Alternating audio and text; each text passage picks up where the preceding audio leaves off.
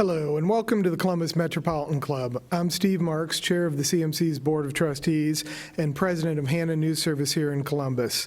It's great to see you all out on our live stream today for this important forum. We are live streamed today thanks to our live stream partners, the Columbus Dispatch and PNC.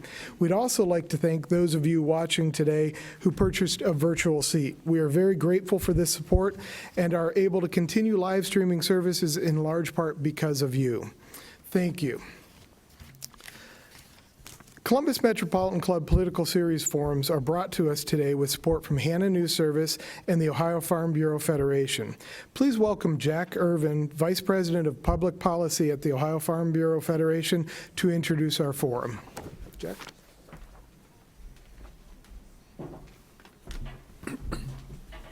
Thank you, Steve. Ohio Farm Bureau is proud to be a sponsor of the Columbus Metropolitan Club, and specifically related to these conversations on important topics here during this political season. So those not familiar with the district, the Ohio 15th Congressional District is located here in partially in central Ohio. The district covers the southern portion of Columbus, as well as communities west and south of the city and the college towns of Athens and Wilmington.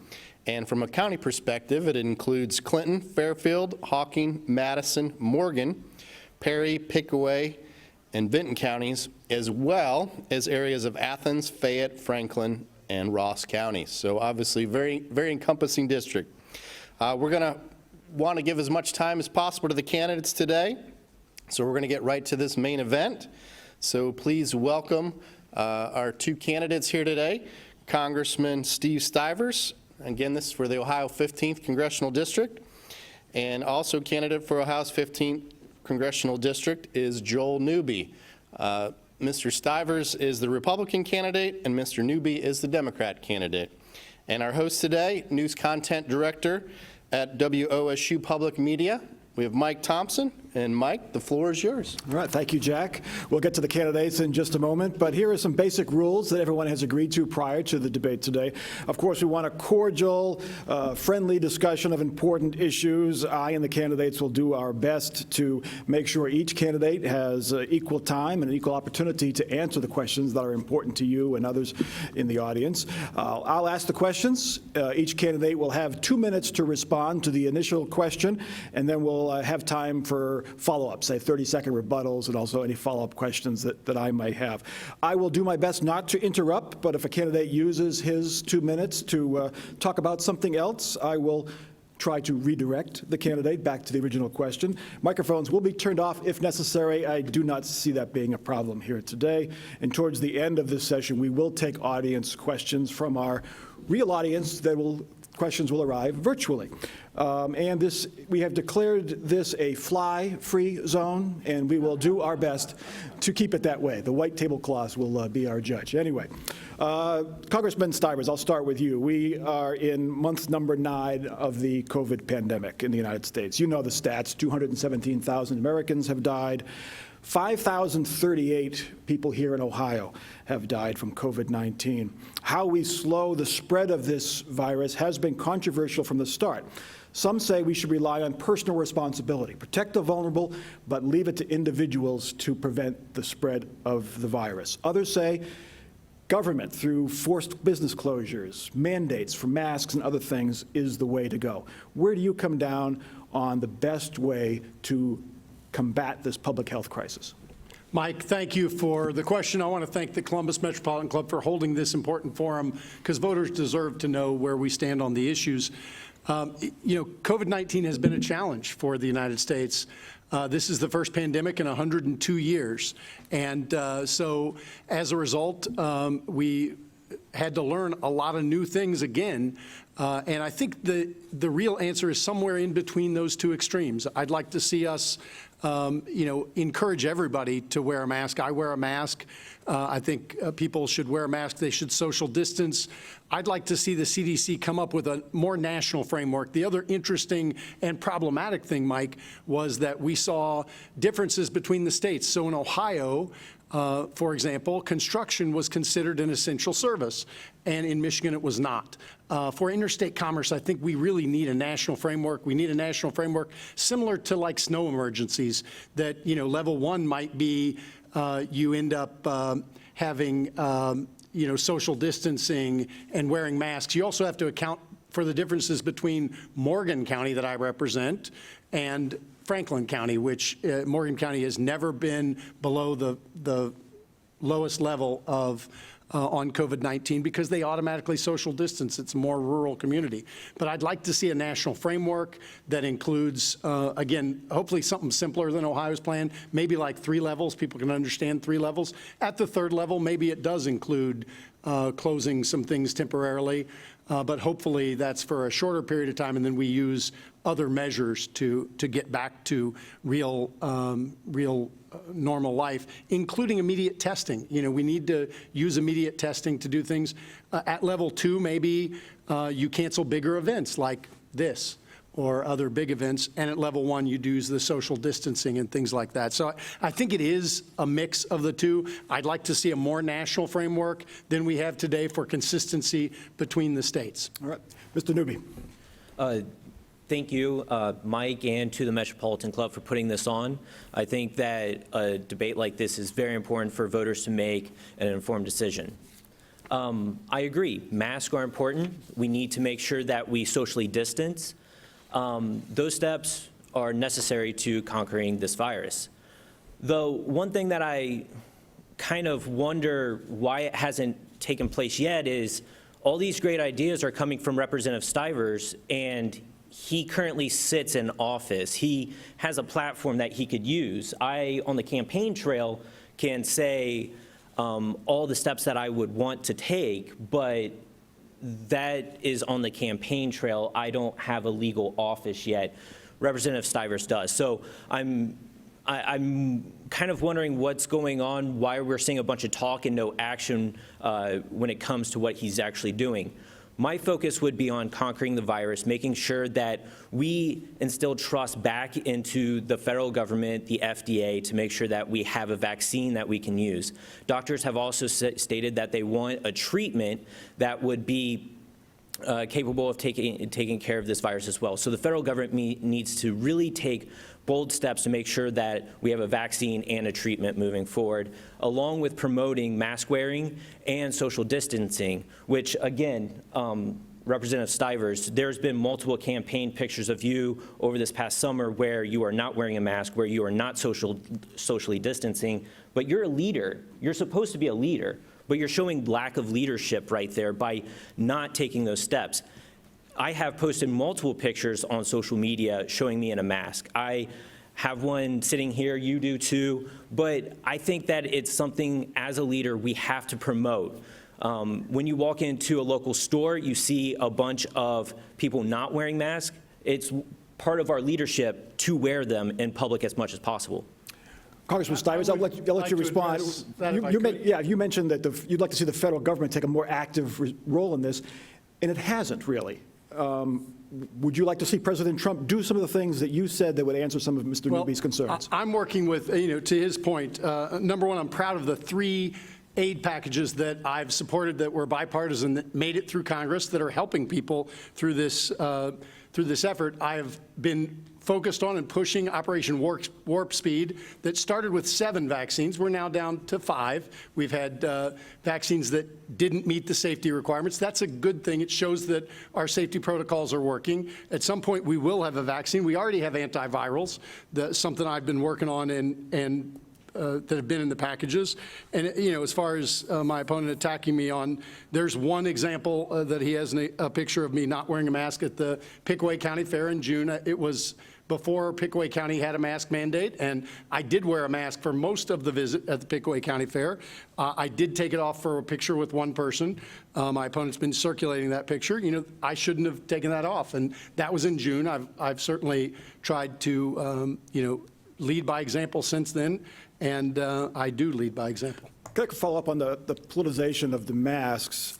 You wear a mask here today. You were wearing a mask when I walked in, as was everyone else in this room. And we're few within 10 people, so we're compliant with all the guidelines. But Your House website, Congressman, says under the COVID-19 advice, it says in bold letters, in bold red letters, if you are not sick, you do not need to wear a face mask. Given the events of the past few weeks, do you stand by that advice? I didn't know that that was on my site. That's probably old advice. The CDC has gone back and forth on mask wearing as well, and so I believe people that are not sick should wear a mask. I believe it's protecting each other. I'll get that fixed on my website. There has been, evolving information on it, and obviously we didn't keep our website updated. I certainly apologize for that. But why was it red and bold? Was there any politics I involved don't with that? personally update my own website, but I will get it fixed because I do believe in mask wearing. Democrats and liberals, most of the politicization of masks has been on the right. But Democrats don't come away unscathed. In May, late May and early June, there were thousands of people protesting in the streets after the death of George Floyd, protesting for social justice and police changes. Many wore masks, but they certainly were not doing social distancing. Democrats did not criticize them as much as they criticize supporters of President Trump who show up at events not social distancing and not wearing masks. Is that a bit of a double standard on liberals and progressives' standpoint? No, I really don't think so. And the reason why I don't think so, when those protesters were taking to the streets, they were trying to accomplish what we all want in this nation, is to have equality under the law. And so they were protesting, using their First Amendment right to achieve that. What you saw from the right, for example, the protest down at the State House where you saw people maskless beating on the State House window, they were protesting not wearing a mask at all in any location. I would say that those protesters downtown should have wore a mask, of course. I don't know how much social distancing could be done in such a small area with that large number of people. I definitely would have promoted that. And if you look back at my social media posts, we consistently said, wear a mask, social distance throughout this entire thing. I will say that on my website, I approve everything that's on there. So you don't ever see anything that's on my website that it doesn't come from me. But I think there's a difference. One side was protesting to get constitutional rights for everybody, the American dream, really. And the other side was just not wanting to wear a mask because they didn't want to. But you could argue the folks who are at a Trump rally, they're exercising their First Amendment rights. They're expressing their views in support of President Trump. They disagree with the folks who were protesting in May and June, but it's still protesting their political views. Yeah, I would Double still. standard, Mike. No, I would still say that the protesters should wear a mask and social distance, which would be consistent with what we were saying throughout the entire thing. I will say I wasn't one of the protesters downtown protesting without a mask on, so I don't know how that would be a double standard for me. All right, let's move on to health care, another crucial decision that faces the country right now. The Supreme Court soon will hear a case that could overturn the Affordable Care Act, also known as Obamacare. Congressman Stivers, if that happens, what is your plan to ensure people with pre-existing conditions can get accessible and affordable health care? Sure. I'm a co-sponsor of a bill that would ensure that people with pre-existing conditions can get coverage, affordable coverage, no matter what. But, frankly, moving forward on health care, the things that I think we need to do are change the fundamentals of health care. In health care, it's one of the only things you buy that nobody knows what anything costs. Nobody really cares what anything costs because the out-of-pocket for them is the same, and nobody shops on price and quality. So I think we need to make those changes to make it work, but we need to cover people with pre-existing condition because that could be any of us. I have a daughter, Mike, with a pre-existing condition, so I know what it's like to have a pre-existing condition. The other thing on healthcare I'd like to quickly mention is we need to make drugs more affordable. If you look at the European Union and Europe, it costs about $1 billion to bring a drug to market. In the United States, it costs $3 billion. What's the big difference? Well, in Europe, they sit around a conference table with the people that want to get a drug passed and the equivalent of the FDA, and here we speak through our lawyers. So it costs 3 times as more, it takes twice as long in the United States. That could pass on drugs that are 66% cheaper in the United States through that one change that's pretty simple and not controversial. So I think there are things that we can do. I'm also the lead sponsor of a bill called the RAISE Act that will increase the amount of money people can put in a flexible spending account and allow it to roll over at the end of the year. That bill's passed the House twice, once under Republicans, once under Democrats, and we're hopeful we can get it through the Senate to make that happen. Because one of the big crises in healthcare today, Mike, is a lot of people have an insurance card, but they can't afford to go to the doctor because they can't afford the out-of-pocket cost. So that's a bill that Republicans and Democrats can agree on. We've been fighting on healthcare so long. It's time to come together and do things we can agree on. That's my bill and something that's passed the House, and we need to get finished in the Senate. Mr. Newby, you say you support Medicare for all. You do not support Medicare for all, excuse me. You say you do not support Medicare for all, but you do support a single-payer health care system.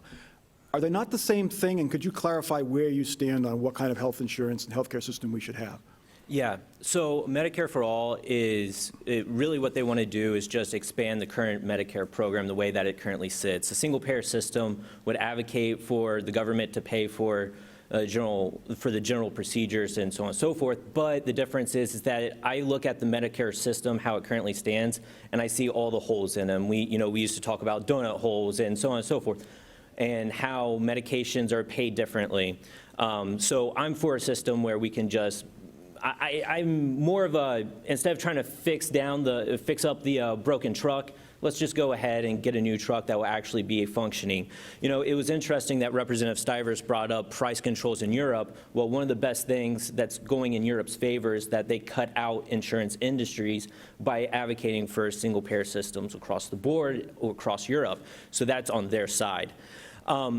But, I apologize, I kind of started to laugh when he brought up price controls and being able to see what's going on in the pricing system. This is what he said in 2018. And yet there's still nothing done on the situation coming from Representative Stivers. So I think what we're really seeing is a lack of leadership when it comes to this issue. I would advocate very, very hard for a single-payer system, but I'm going to be honest with you. I'm either going to have Donald Trump or Joe Biden. That's it. And neither of them have advocated for a single-payer system. So I know that my job needs to be to get the ACA to where it needs to be, which means making sure that we do protect pre-existing conditions, because COVID-19 is probably going to be considered a pre-existing condition given what we're seeing coming out of, the cardio aspect of COVID-19. So we really need to protect those pre-existing conditions. And I'm all for protecting the ACA and making it better. I understand what my dream is of a single-payer system, but I look at the reality. I'm going to have either one of two presidents that neither of them want that system, so it's the ACA for me. Mike, I'd like to quickly address that.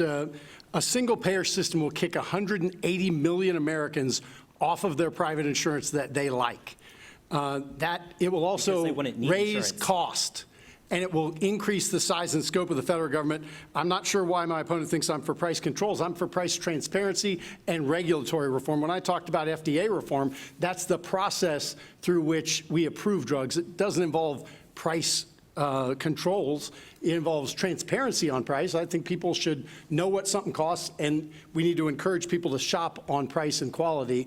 I don't want to take away choices. My opponent does. Mr. Newby. I'm sorry. I misspoke. It is the price transparency, but it remains the same. In 2018, this is what he advocated for, and yet we have no progress on that. And you don't need private insurance if the insurance is coming from the government, just like you. Yeah. Can we talk about what happened in Europe when they did socialized medicine? Rich people can buy private insurance, concierge medicine and things like that, and poor people die waiting in line. No, they don't. That's factually wrong. Congressman Stivers, to the point of Republicans having a plan to replace Obamacare after it's been repealed, there is no real plan. There's wishes that we want to continue coverage for pre-existing conditions and have better transparency on prescription drugs and healthcare services, but there is no concrete plan. Why is that? Well, there's no single plan. I think a lot of folks have individual plans. We're working together to come up with a consensus. It has to be Republicans and Democrats who come together that really make this happen. Today, the Senate is controlled by Republicans. The House is controlled by Democrats, and we have a Republican in the White House. We probably will not have one party controlling everything after this election either. And so Republicans and Democrats have to come together to figure out how to move forward on health care. And that's something I have a record of doing. I was ranked by the Lugar Institute as the 11th most bipartisan member of Congress because I work with my colleagues, Republicans and Democrats, to get things done. That's what I think the people of this district want, is people who will come together and work together to get things done and get results. I've gotten 21 things signed into law that matter.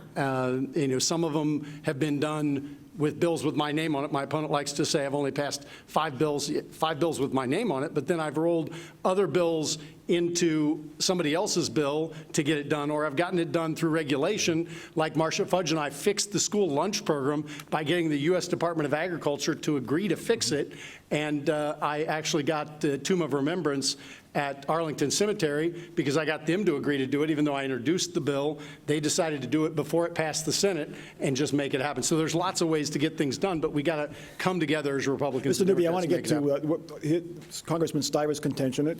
If we go to a single-payer healthcare system, or Medicare for all, whatever we want to call it, people will lose their private health insurance, which those of us who are fortunate to have good private health insurance like it.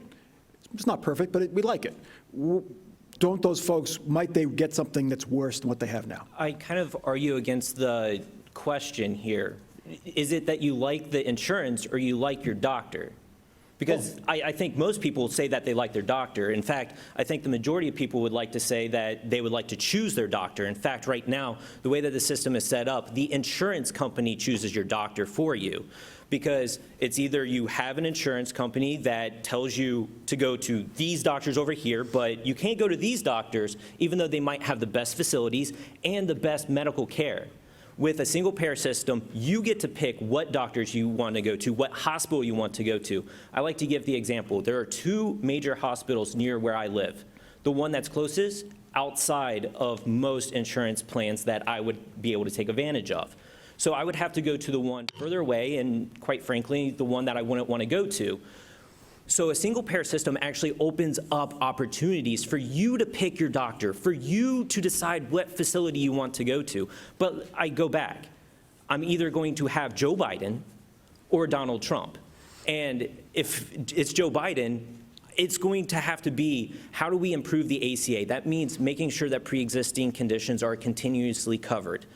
Representative Stivers has voted against health care in this country over 100 times. In fact, there is an ACA expansion on the table that he voted against in June, in the middle of a global pandemic. So I think, I'm sorry. No, I think we've covered it. I want to get on to other things. We only have about a half hour left here. Taxes and spending, Mr. Newby. Let's talk about the Trump tax cuts. They've been criticized pretty heavily. But before the pandemic, let's put the pandemic aside for just a moment, if we can, because that was an extraordinary event, okay? But we'll try to put it aside. Before the pandemic, those tax cuts sent the stock market soaring to record levels. Those of us with 401ks saw the benefits. Unemployment hit historically low levels. Wages increased 3.2%, more than they had in some time. Didn't the tax cuts make our economy stronger and our lives a little more financially secure? Did the tax cuts make the economy stronger or just appear stronger? Because what really happened in this state in 2019 was one of the worst times for Ohio job growth. That's just basic fact of 2019. That was before the pandemic. But I understand where you're trying to come from. There was a pandemic, and by weakening the funds that our federal government was able to take advantage of by not taxing the wealthy and making them pay their fair share, it actually puts us in a weaker spot to deal with large pandemics like this. And I'm going to be honest with you, with our new global economy that we're in, we're going to have more potential for pandemics, more potential for global crises that are going to affect us here at home.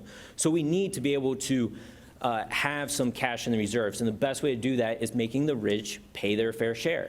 I'm happy that some very wealthy people like the owner of Amazon is able to make more money during the pandemic than anybody else, but that's not the typical case. We have to plan for those things. And I think one of the biggest things when it comes to tax policy, we have to imagine the world that we want to live in. We want people to pay for things that they were able to take advantage of. I like to think how I was raised back home in Pickaway County was once you get ahead, you reach back and pull the next person up. But if you're just making a lot of money and then you're not willing to pay the taxes that go to roads, bridges, schools, the things that we need to succeed as a country, then you're not reaching back to pull the next person up. You're putting a stiff arm to their forehead and keeping them down. That tax cut increased wage inequality. It might have been good for the people at the top, but that's not good for the people where I'm from. Congressman Stivers, in 2017, we'll talk again about the before times, if we could. I'd love to address that. But Okay, let me just leave you off okay. with this question. In 2017, you predicted that President Trump's tax cuts would reduce the deficit, quote, a bit. The last year of President Obama's presidency, the national deficit was at $585 billion. In 2018, before the pandemic, President Trump's second term in office, the deficit nearly doubled to $984 billion. Yep. Again, before the pandemic, before the economic shutdown, the deficit doubled. Did these tax cuts work? They did work, and you explained how they worked. They had unemployment at 3.5% nationally, wage growth 3.2%, economic growth almost 4%, and it would have cut the deficit if it would have had time to continue to grow the economy. Instead, the pandemic hit and we pardon me, shut down the economy in order to protect people. My opponent says that Ohio, unemployment went up in Ohio. The facts are in 2019, from January to December, unemployment went from 4.3% to 4.1%. That's down. More people were employed, wages were growing, and wages were growing faster for people at the lower economic end of the scale than the higher economic end of the scale. If the tax cuts would have had time, they would have actually grown revenues by growing the economy. There's three ways to address the deficit. One is to cut spending, one is to increase taxes, and the third is to grow the pie, grow the economy. That's what tax reform was about, is growing the pie. It just didn't have enough time to work. Follow up, but Yeah, in that sure. first year, with that booming economy that you just described, the deficit doubled. Wouldn't it have at least stayed flat? No, it takes time. So the math is it takes time for that to work. The economy is going to have to keep growing to make that happen. And it grows, based on the amount it grew the first year is the base for the next year. So it grows a little more. But it takes a couple, 3 years for that to really make a difference because you're starting with a deficit and you're starting with reducing the amount of money that comes in, but you're growing the pie that it's coming in on. So ultimately it would have worked, but it didn't have time to work. Mr. Newby. He gave that 3 different ways speech in 2018 as well. It's still not true because economists even said that to make up for the deficit that you're speaking about, we would have had tremendous economic growth, someplace near like 4 or 5%, which is not typical of industrialized economy at all. A good industrialized economy is somewhere around 3%, but that's beside the point. What we really need to think about is Representative Stivers stands for a tax plan where you cut taxes for the wealthy and hopefully us at the bottom are able to get a job. What I stand for is taxing the people at the top and then using that tax money to provide better roads, affordable access to internet, and to make sure that we improve schooling so that way we can, at the bottom, provide our own opportunities. Let's talk about climate change. Okay, I'd really like quickly Sure, 30 seconds, to please. announce the fact, or to say that wages were growing faster for lower income folks than they were for higher income folks Because after the structure tax Obama put in reform. place. So it was working for everyone up and down the wage scale. All right, let's turn to climate change. You look at the strength of the hurricanes that have hit the Gulf Coast this summer and fall, the number and intensity of wildfires out west. We have seen the possible effects of climate change and how it's dealing with our daily lives for some of us here in the country. Mr. Newby, you say America should be running entirely on clean energy by 2050. That's just 30 years from now. Could you define what clean energy is, first of all, and then how you plan to reach that goal? Thank you. So climate change is the issue of our generation, and we have to deal with it. In fact, the United States military deems it as the #1 national security threat to the United States. So what I deem as clean energy would be making sure that we're not using fossil fuels or fuel sources that just, once we use them up, they're done, they're in the atmosphere, they're affecting our climate at that point.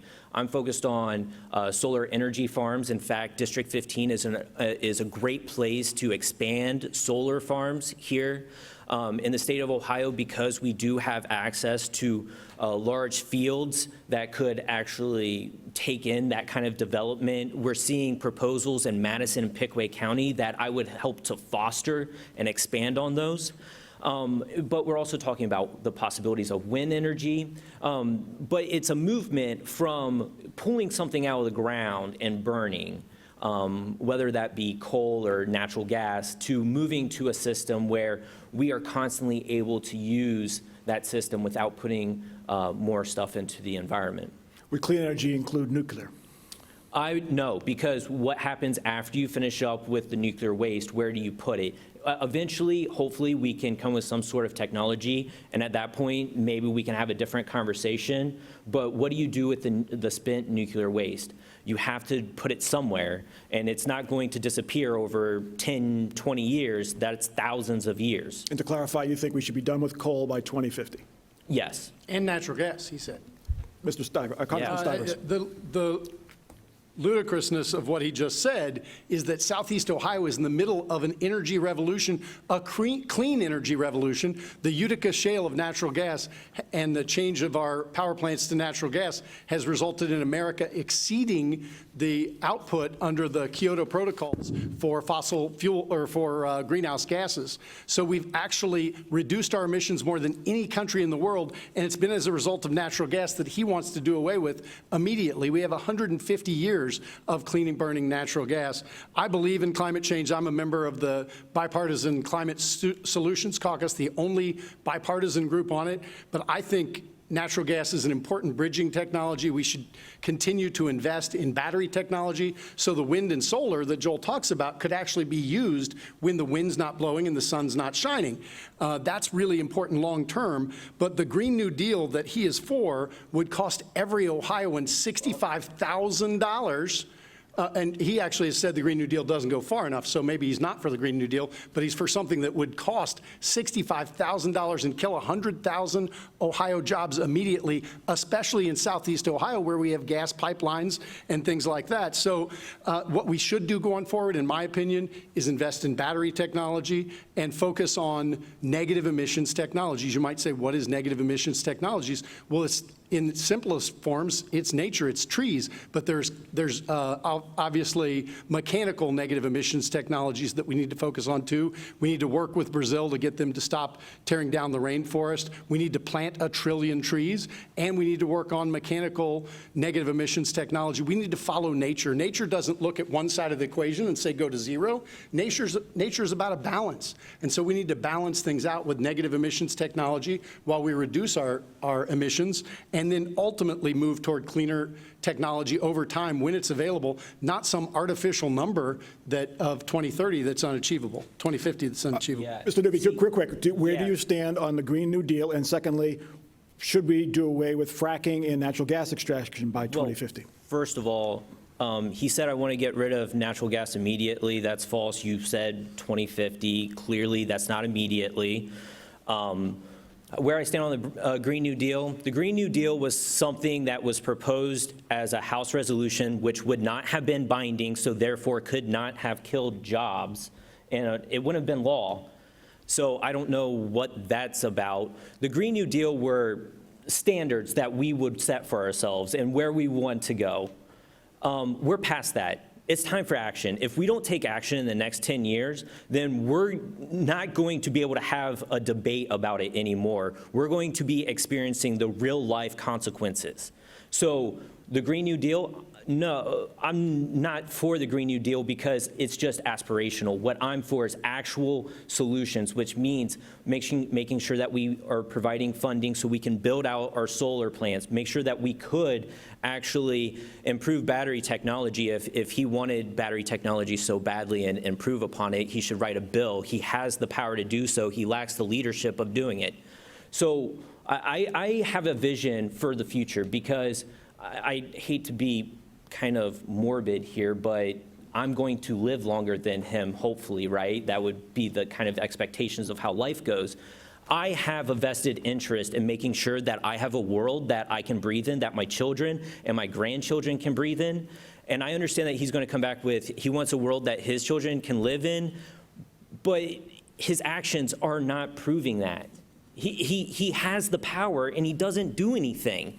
This is where people like me, where we're from Pickaway County, and we just want a better tomorrow, and we see no action coming from Washington, D.C. My people are being left behind, and he's allowing it to happen. Mike, Congressman, I'll give I'd you like 30 to seconds, address please. that quickly. So we have invested $100 million in battery technology. We've done it. It's happening right now. And he wants to say that the Green New Deal it's just policies, and that couldn't kill jobs.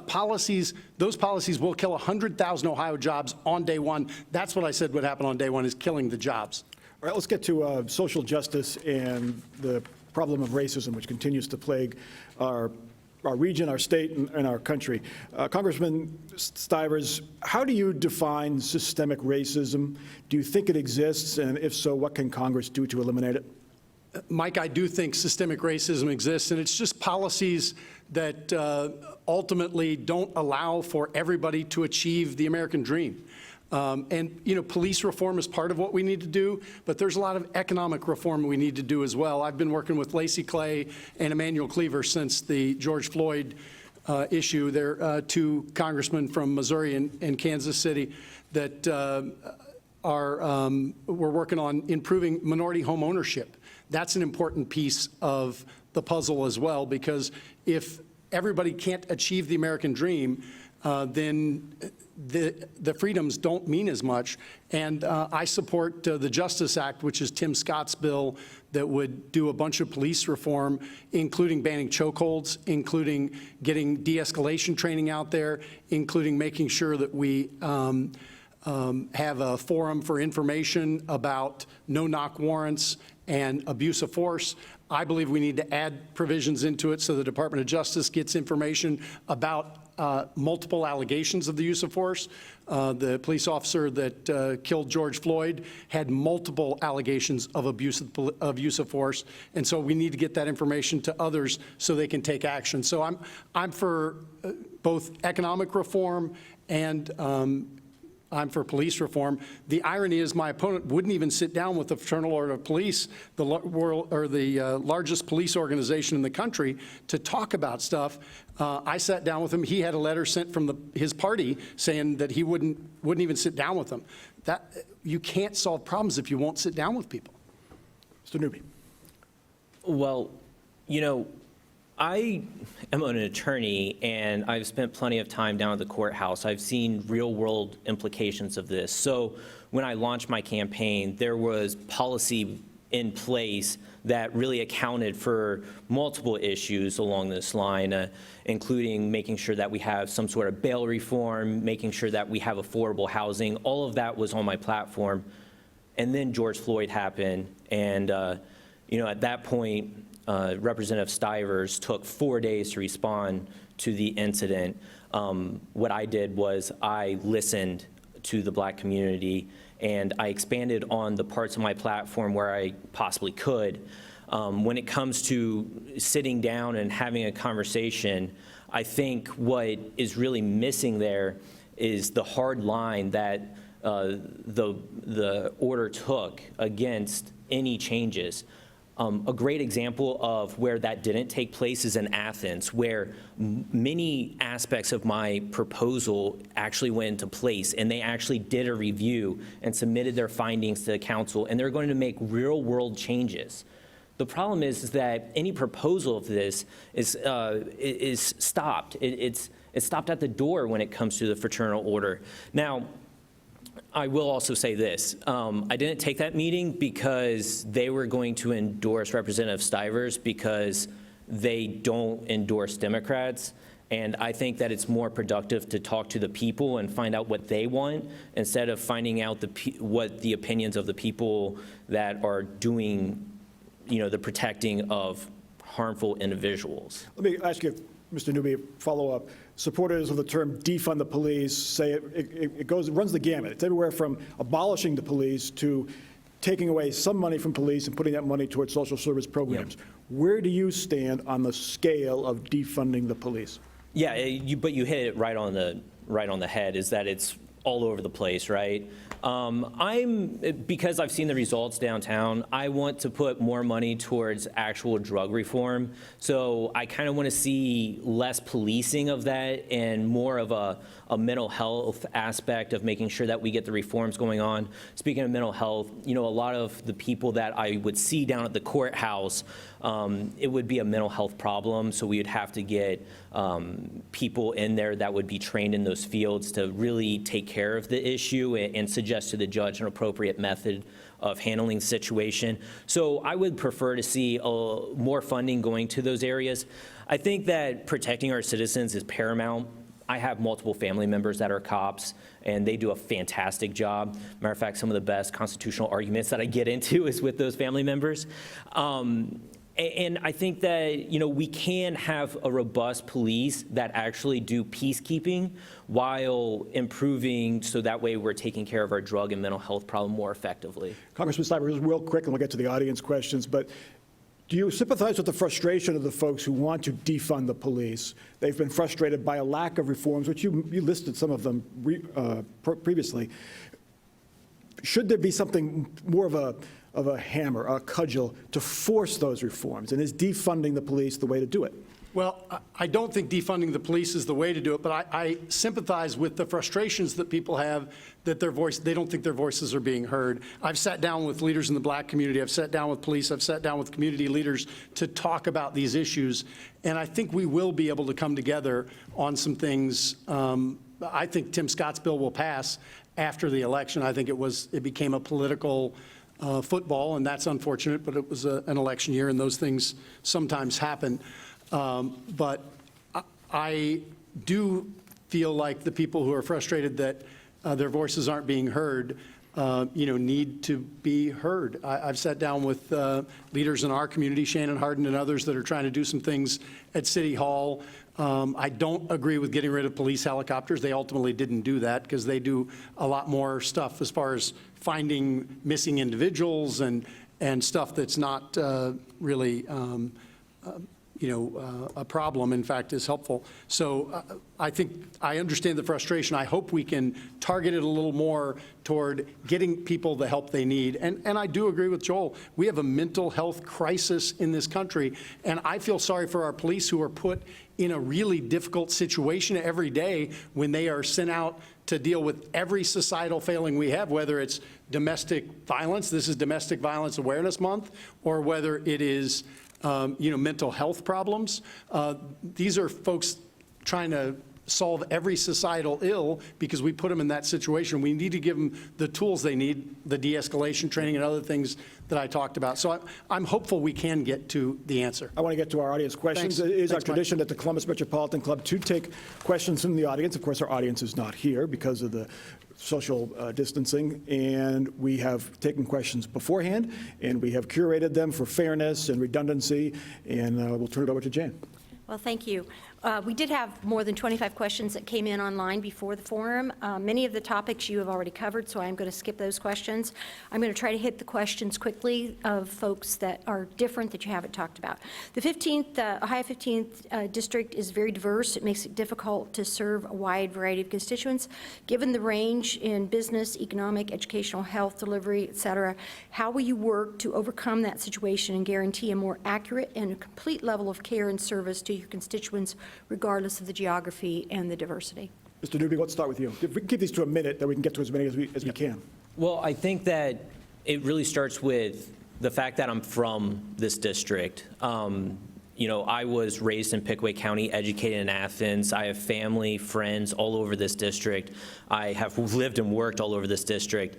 So I have an appreciation for what people from each different region, if you allow me to say that, like Appalachia and the farm fields and the big cities. So I have an appreciation for all the differences, have lived those experiences.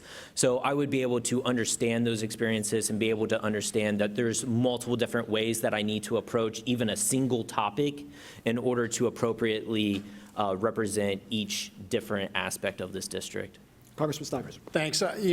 I've lived the entire experience of the 15th District. I grew up in a rural area in Ripley, Ohio, have lived in the suburbs now for 12 years, but lived in the city of Columbus for 19 years before that. So I understand the people and the differences. I work hard to get out in every part of this district, whether it's going to Morgan County, or the city of Columbus. The Arena District just down the street is in our district.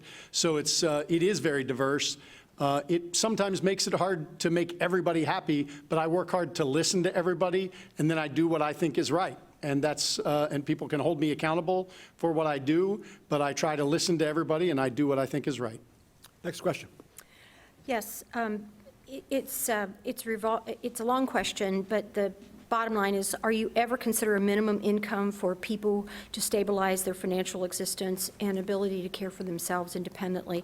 And this is about folks who are really challenged to increase their income because of disabilities, elderly, childcare, the multiple social issues. Is this a universal basic income? Is that what they're basically asking Would you for? ever consider a minimum income for these people to stabilize their financial existence and ability to care for themselves independently? Okay. Congressman Stivers. Thanks. Well, I'm not sure I completely understand the question. I'll answer sure I do it sort of in terms of minimum wage. And then another thing that I think is really important. I do think it's time to raise the minimum wage, but I don't want to raise it too fast because I think that does kill jobs. So I'd like to see it's indexed at the state level. I'd like to see the minimum wage indexed in the federal code, which it is not today. But the other thing that's really important to me is getting rid of the benefit cliffs. So right now, if you are on social welfare programs, benefits, you end up making $1 too much and you lose everything. I'd like to see that become a ramp so we can encourage self-sufficiency, build self-sufficiency. As you make a little more, you pay a little more, but you don't lose everything at once. What we're doing right now is discouraging people from actually taking that next step, and we need to encourage it. So we've been working to try to reform those programs. We had some bills passed last year. Republicans and Democrats voted for them. We need to continue that, though.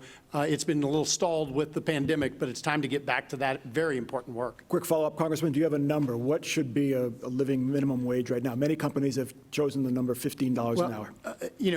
I don't know that we can take the minimum wage to $15 an hour immediately, but most people aren't living on minimum wage. The other thing, I prefer to call it a starter wage as opposed to the minimum wage, because what I want to do is help people get more skills and grow their skills and grow their salary at the same time. If you're 50 years old and have a family of 4, you shouldn't be on the starter wage anymore. We need to get you new skills and move you up the line that way, not at the starter wage, the same as a 14-year-old that enters the workforce. Mr. Newby, give you a minute and a half. I mean, this was a different direction than what I thought the question was going to go, because it was a. Maybe you understand the question better than I do. It's a discussion about elderly and people that maybe not necessarily capable of taking on a job that would even pay the minimum wage, whatever it would be.